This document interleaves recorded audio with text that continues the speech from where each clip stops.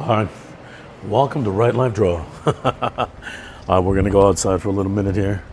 We've been in this cafe too long. All right, folks, this is it. This is part 13. Actually, we're gonna make it part 14. I'm debating about whether I should go back and renumber all the videos, but it's tiny, tedious work, but it needs to get done, I suppose. Anyways, as you can tell, I'm on the outskirts of the great cafe. Well, we've spent a whole lot of time and a whole lot of episodes taking care of this, inking this one page of art, which was pretty darn detailed by Carlos Franco. All right, so hopefully you'll all stay with me for this last increment. I promise to make this hopefully about, well, let me not promise anything. We'll just make it about, 10 minutes, 10, 15 minutes, hopefully about 8 to 10 minutes, all right? On that note, let me back up here. I thank you all for being with me this far, and thank you for just showing up. At the end of the day, that's what really matters. So thank you kindly. I'll see you all in the next one, and let's get to the video itself. All right, well, we're going to splice this together at the end. We're going to have some post-editing work ahead of us. All right, thank you, folks. I'm seeing this trusty remote one. Welcome back, folks. Part 14. I debated about making this part 13 and a half, but we're going to make it part 14. It's going to be brief. And as I think I mentioned in the previous video, got my trusty cup of coffee. And we're ready to finish this off.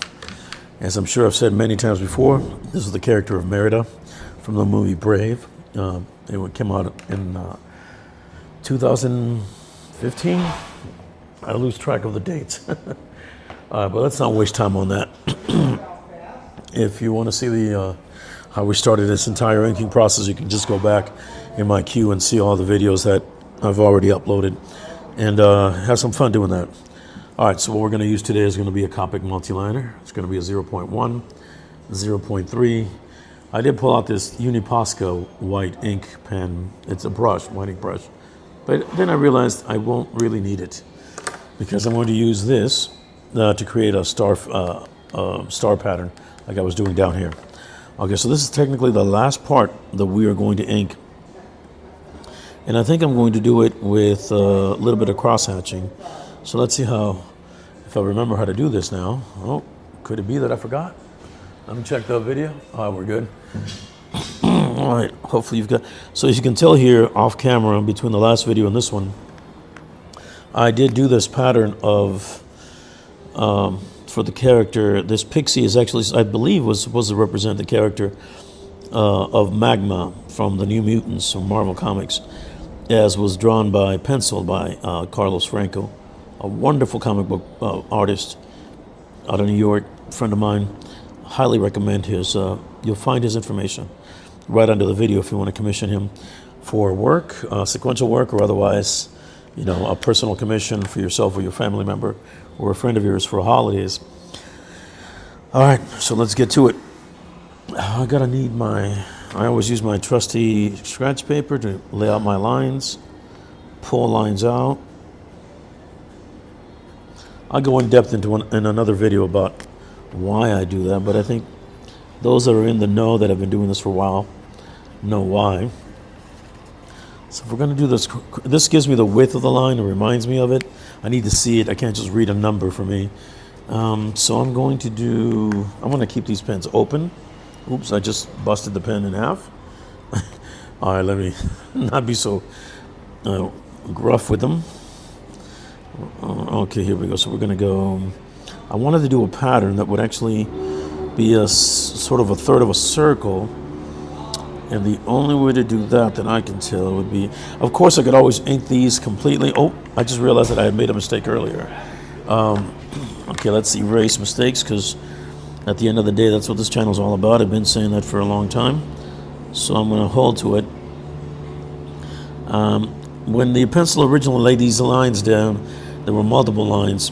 And I think he left it up to me to decide which would be the final. So we're going to choose here and now, with all of you watching. All right, that's going to fade away once it dries up. And this, in between these two black lines, is where the shading's going to go. I could color them in black, deep black, just like a spotted black, but I don't think that that's what is going to, let me set our trusty timer. That's not what is going to, I just don't feel that that's what's required here, but I could be wrong. In which case, then I'll just go in and darken them up later. But for now, you know what? I never do this. I always watch out for this. This is called a tangent. Whenever two lines in the foreground and the background meet, that's called a tangent. And that cannot be there. It throws off your visual, the way you read visually a piece of art, drawing, sketch, whatever it could be. All right, let me see. Am I going to go with 1 or 3? 1 or 3? Let me try 1. I want a softer line, a thinner line. If it turns out to be, I think I'm going to go in one direction, yes. All right, folks, so here we are. Thank you for being here. If you've been with the video series so far, I appreciate you. Thank you for coming through. This is already wet from the, I'm just going to leave that alone. I'll finish that off camera. Now, I could use a ruler for all of this, folks, but to tell you the truth, I get tired of pulling them out, so I just learned to do this by hand. And again and again and again by hand. Straight lines, straight lines, straight lines. So as I'm doing this, please leave a comment. Feel free to leave me a message, email if you like, ideas for the future videos, places to film the videos at. I'm always open to those. I think I can actually go into the space right here. There we go. All right. I don't want these lines to be super, super hard and thick. And let me see if I can actually... Yep. Straight lines all the way, folks. With a very thin pen point, which is this 0.1 Copic multiliner. These are wonderful for these wonderfully thin lines that you want to lay down. I wanted just to do a basic pattern. You know what I'm saying? Nothing too ornate, too fancy, too crazy looking. I'm actually kind of opposed to the idea of even doing a crosshatch on these. But we'll see. I might change my mind, and that's what art is all about too. Yes, you do make mistakes, but then you get to fix them in your own time. Of course, if you have a deadline, that might be a little bit more rushed, but even then you can still fix them multiple ways, whether it's with more ink, less ink, white out, white paint. Okay, let me put this over here. This is the original pen stroke that we chose, which was the Copic multiliner that I'm using, 0.1. And of course I could radiate these, but I think that's not the feel that I'm going for. Now these are decisions that the penciler doesn't necessarily make, because he just laid out some radiating beams of light. He never specified how he wanted them filled in. Of course, in a real comic book, if this was actually going to be printed, these could be left blank as well. A little bit of knowledge into the how this all works. And then you could put a note in the actual board on the side here that is to be filled in with color. And then the colorist gets to make that decision as to what color would actually go there. All right. I'm trying to keep all these lines radiating in the same direction, which is harder to do than you think it is. All right. Especially when you got to do a line that's actually upside down from your position.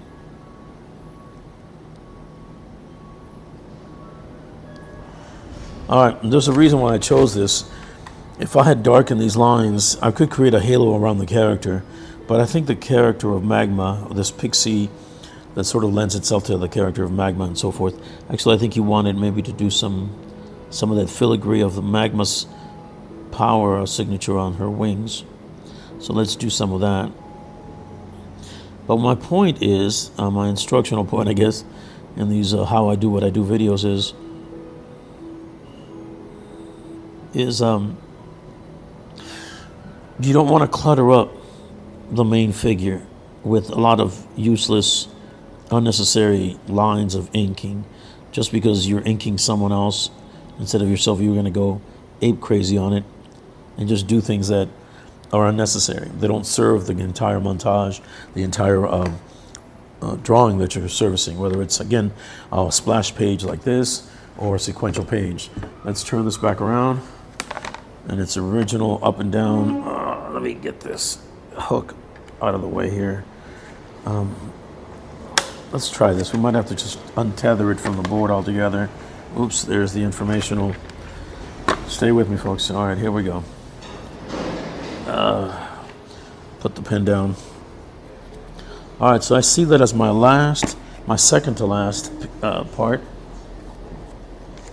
To wrap this up for all of you, I should say with all of you.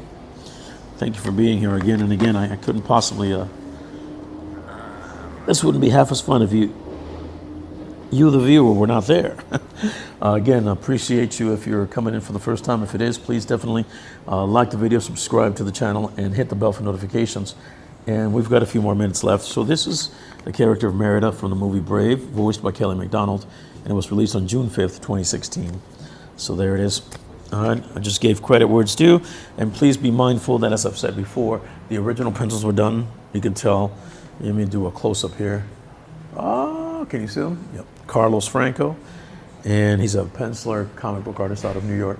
I'm out here on the West Coast, and I'm inking it. It was a commission that he did for me, which is going to be inherited by one of the youngsters in my clan. All right, so let's get to the get down, because I've been dying to do this. I think he laid this out as I think it was less of a power signature, and it was more of a display. I think it was like this sort of odd elliptical moon, which is fine because this is a fantastical drawing. It's a fantasy drawing. It doesn't have to be accurate to reality and perfect. So we're going to leave that there because that's what Mr. Franco put down. And I always try to be faithful to his original. Oh, here's something I need to show you. Let's go. Where did I put my... Oh, here we go. So we have to do some more stars.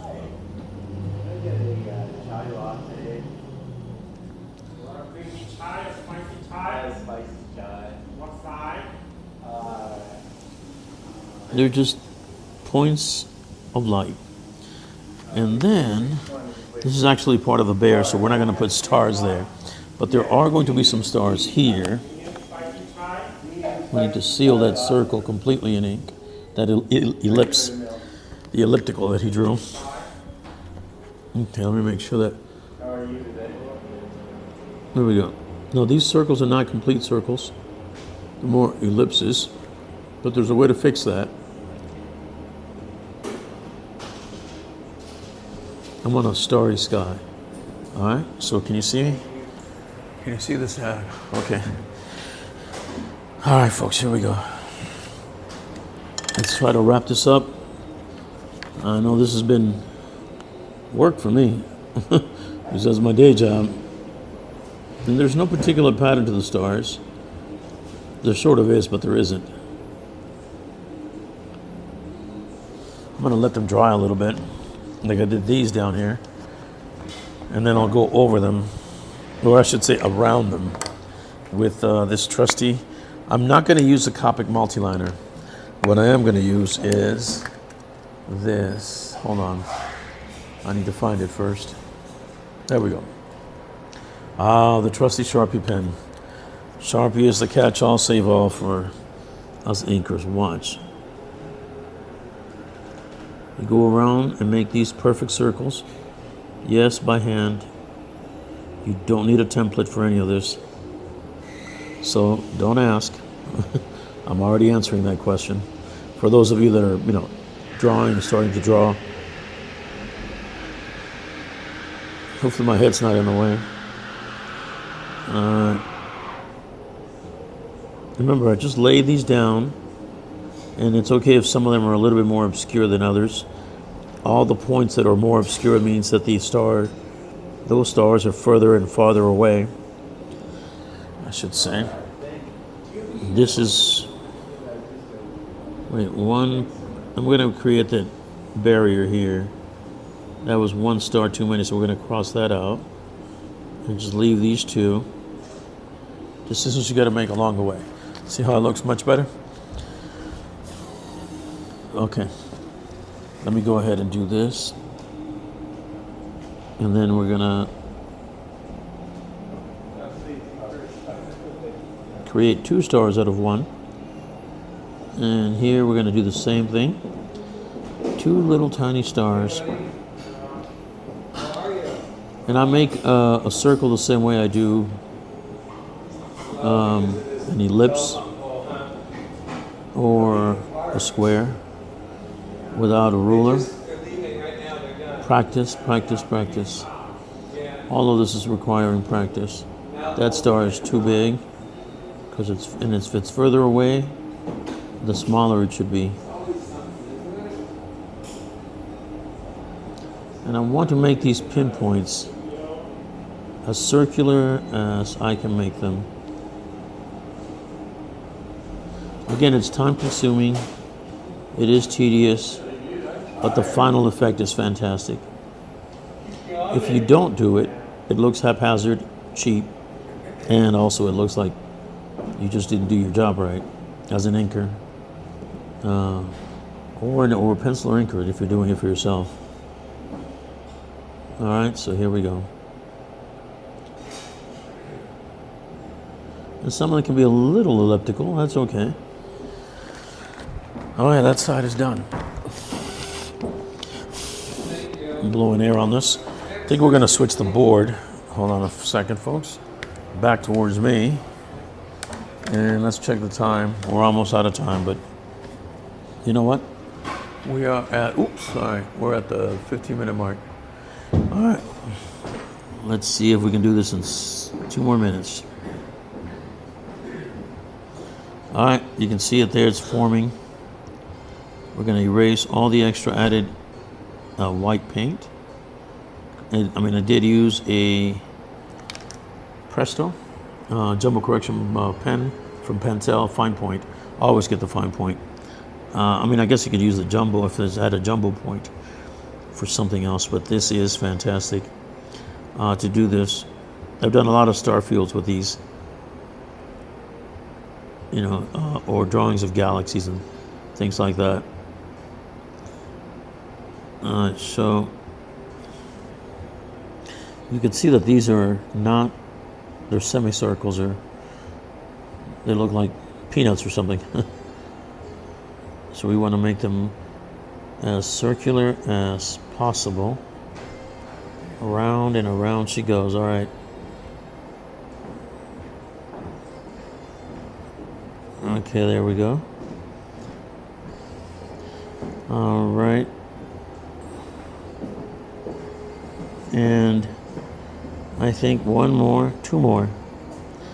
Yep, it is this tedious, folks. Even this tiny one right here could use a little help. We're going to cover that one up. This one too needs a little help. There we go. And get the bit. Yep. This is the. All right. All right, folks. This is it. This is it. This is the end. We did it. We did it together. Woohoo! Somebody give me a woohoo in the comments or something. And I think within time. We've got 3 minutes left. So much for my 10-minute mark, right? All right, so that's okay. Let's see what it looks like now. Just untether it. Oh, I forgot to show you all. If I didn't show you at the beginning, there's nothing in the back. It was just some mark that was done here by Carlos Franco, the penciler. And then it was shipped off to me in blue, non-repro blue, Stedler Mars non-repro blue pencil. I think I pronounced that all right. And yeah, so this is it. Let me see if we can give you a close-up look. I've got this tripod there, sorry about that. There you go, folks, get a good close-up look. And there you go. We're at the 18-minute mark. I apologize for this being so long, but if necessary, we'll cut this in half. But I don't want to. This will be the last video for this series. All right, thank you all kindly. Thank you for being here. If this is your first time and you decided to stop by and you've been anywhere else, you could have been anywhere else on the channel, on YouTube, on the interwebs, but you decided to stop here and take a look at this channel and what we're doing here. And we're inking this original piece of art by none other than Mr. Carlos Franco, who was the penciler. My name is Manny, and I am a Right Life Draw, and I am the inker of this piece. I thank you courteously for your time and for being here. Please don't forget to hit the thumbs up, hit the bell for notifications, and of course subscribe to the channel. And for all of you that have been following me, following the series, because I know there have been more watchers than there have been subscribers, please do subscribe to the channel so we can get this algorithm to move this channel out to like-minded folks, members of the tribe, as I like to call them. And I'm going to look forward to seeing all of you on the next one. I think the next 2 or 3 videos will be some unboxings, relatively quick, relatively easy, guerrilla style, like I like to say, here and there throughout, the location wherever it finds me. I like to bring some of the unboxings with me to different locations and just do it there on the spot. All right, other than my studio. On that note, let me fix this camera view a little bit and tell you all thank you. We're at the 19-minute mark for your time and your courtesy, your kindness. Take care of yourselves and each other, and whatever you do, remember, a life well lived is a life well drawn. So there you go. Make sure you get to it. I don't know, do a couple of doodles and sketches on your notepad at work. Give it a shot. It's healthy, it's good for your mind, it's good for your spirit. Bright moments, and we'll see you all on the next one.